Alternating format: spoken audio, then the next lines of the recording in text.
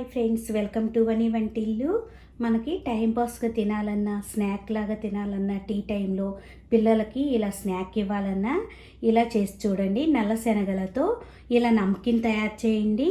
ఇలా మసాలా ప్రిపేర్ చేసి ఇస్తే వాళ్ళు మైట్ చిప్స్ తిన్నట్లుగా చూడండి ఎంత క్రంచీగా రెడీ అయినాయో. మీరు ఇలా తయారు చేసిస్తే పిల్లలైనా పెద్దలైనా చాలా ఇష్టంగా తింటారు.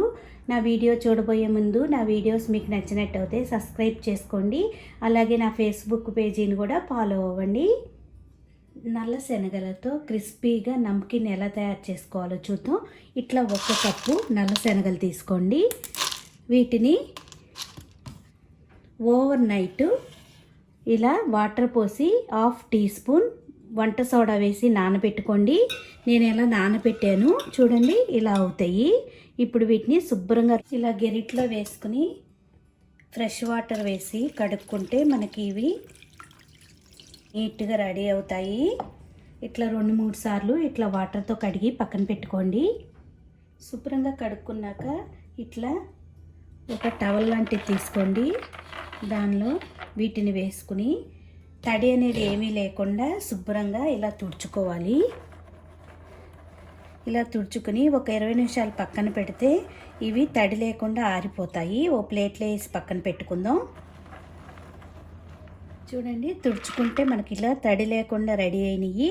ఒక పావు గంట 20 నిమిషాలు మీరు పక్కన పెడితే గాలికి ఇంకొంచెం ఇవి తడి లేకుండా డ్రైగా తయారవుతాయి.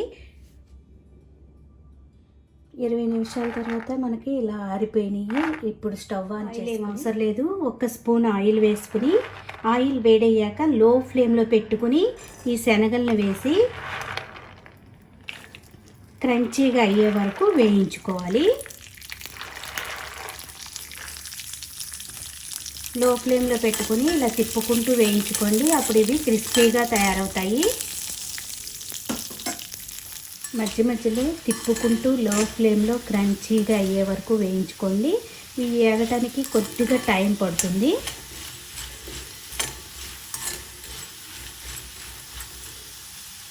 చూడండి, క్రిస్పీగా వేగిపోయినాయి. మీకు చూస్తేనే అర్థమైపోతుంది కదా. ఈ సౌండ్ కూడా చూడండి ఇలా వస్తుంది కదా. ఇప్పుడు గెరిట్లో చూసుకుంటే ఎక్సెస్ ఆయిల్ ఏమన్నా ఉన్నా, మనం ఎక్కువ ఆయిల్ ఏమి వేయలేదు, అయినా కొద్దిగా ఆయిల్ ఏమైనా ఉన్నా గెరిట్లో అడుగుని దిగిపోతుంది. ఇలా వేసుకోండి. ఇప్పుడు ఒక ప్లేట్ తీసుకుని ఈ వేయించుకున్న వాటిని ఈ ప్లేట్లో వేసుకుని 2 నిమిషాలు ఆరనివ్వండి. ఇప్పుడు దీనికి మనం మసాలా వేసుకుంటే తినడానికి చాలా టేస్టీగా ఉంటాయి. ఆ మసాలా ఎలా ప్రిపేర్ చేసుకోవాలో చూద్దాం. 1 టీ స్పూన్ ఉప్పు తీసుకోండి.